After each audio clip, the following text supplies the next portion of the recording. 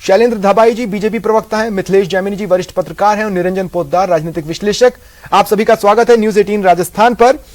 शुरुआत निरंजन पोद्दार जी, मैं आपके पास इस सवाल के साथ आ रहा हूं कि आज की डेट में पार्टियों में अंदरूनी स्थिति क्या है, वो तो पानी की तरह साफ है और तभी इतनी कवायदों से गुजरना पड़ रहा है क्योंकि और कोई चारा नहीं है। मतलब आप अगर प्रत्याशी पहले घोषित कर दे तो भी नुकसान हो सकता है, बाद में करें तो भी नुकसान हो सकता है, फायदा भी हो सकता है, नहीं भी हो सकता है।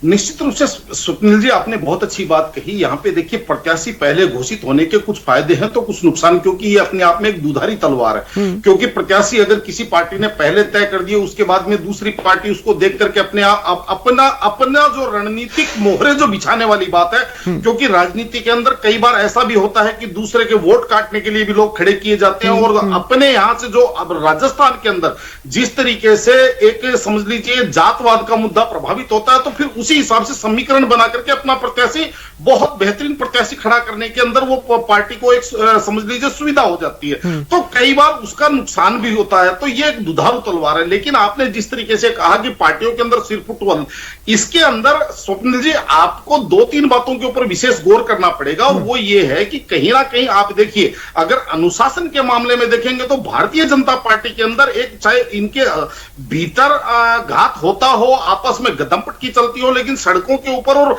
चौराहे के अंदर या चौपाल के ऊपर वो चीज नहीं आती है। और दूसरी तरफ आपको मैं बताऊं, भारतीय जनता पार्टी का जो कैडर है या वो भी कांग्रेस से ज्यादा अनुशासित है और भारतीय जनता पार्टी का वोट बैंक है वो भी ज्यादा डेडिकेटेड है। ये चीज आपको इससे भी प्रमाणित होती है कि 2018 के चुनावों के अंदर भी अगर आप देखेंगे तो भारतीय जनता पार्टी बेशक सीटों में पिछड़ी, लेकिन वोट प्रतिशत के अंदर भारतीय जनता पार्टी को बहुत ज्यादा डैमेज नहीं हुआ। अब यहां पे जो बात चल रही है, लेकिन इस तरह के मॉडल में इंजन किस कंपनी का है वो बहुत ज्यादा मायने रखता है। जैसे मैं ये कहूं कि एक बाइक, दो बाइक सामने खड़ी है, एक में 150 सीसी का इंजन और एक में 100 सीसी का इंजन है, तो भागेगी कौन सा वो तो हम जानते ही हैं, दौड़ेगी सबसे तेज कौन सी। इसके अंदर स्वप्निल जी, इसके अंदर आपकी बात बिल्कुल ठीक है। इंजन का मॉडल, इंजन देखा जाता है, लेकिन साथ में यह भी देखा जाता है कि दोनों बाइक में से ब्रांड कौन सी कंपनी का है, यानी कि ब्रांडेड कौन सी है। तो यहां पे मोदी जी अपने आप में एक ब्रांड है और जिस तरीके से ये मोदी जी के चेहरे पे चुनाव लड़ रहे हैं, कहीं ना कहीं मुझे तो ब्रांड। हाँ निरंजन जी